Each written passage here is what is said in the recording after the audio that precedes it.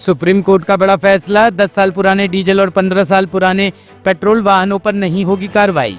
Supreme court ने निर्देश दिया कि 10 साल पुराने डीजल वाहन और 15 साल पुराने पेट्रोल वाहन रखने वालों के खिलाफ कोई दंडात्मक कार्रवाई नहीं की जाएगी। सुप्रीम कोर्ट के इस फैसले पर दिल्ली मंत्री मनजिंदर सिंह सिरसा ने कहा कि आज माननीय सुप्रीम कोर्ट ने लोगों को, खासकर एनसीआर के निवासियों को, जीवन काल समाप्त हो चुके वाहनों के संबंध में बड़ी राहत प्रदान की है।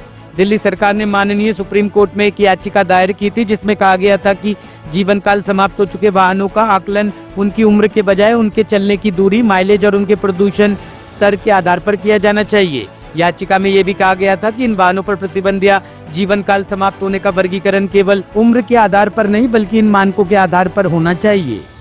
सुप्रीम कोर्ट ने एंड ऑफ लाइफ व्हीकल्स को लेकर एक बहुत बड़ी राहत दिल्ली के लोगों को और एनसीआर के लोगों को दी है।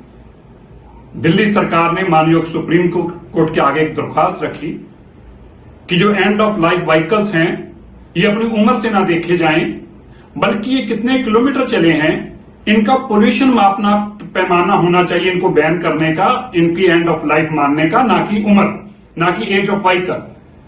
आज माननीय सुप्रीम कोर्ट ने इसको सुनते हुए एक बार इसकी राहत देते हुए नो करेसिव एक्शन, किसी भी तरीके की 10 साल की डीजल की गाड़ी और 15 साल की पेट्रोल की गाड़ी को उठाया नहीं जाएगा, वो सुरक्षित रहेंगे, अगली तारीख तक इसके ऊपर राहत, बड़ी राहत दी है।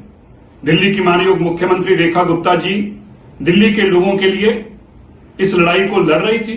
मैं धन्यवाद करता हूं अपनी माननीय मुख्यमंत्री जी का और मैं धन्यवाद करता हूं माननीय सुप्रीम कोर्ट का जिन्होंने इस भावना को समझा कि उम्र के लिहाज से व्हीकल बैन नहीं होना चाहिए बल्कि पोल्यूशन के लिहाज से होना चाहिए और अभी इसके अंदर फौरी तौर पर यह राहत दी है।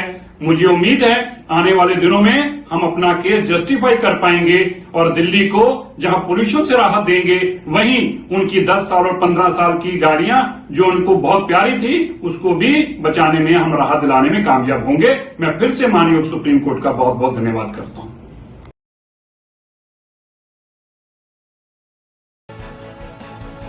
साउथ स्टोरी ब्यूरो के लिए दिल्ली से रवि डालमिया की रिपोर्ट।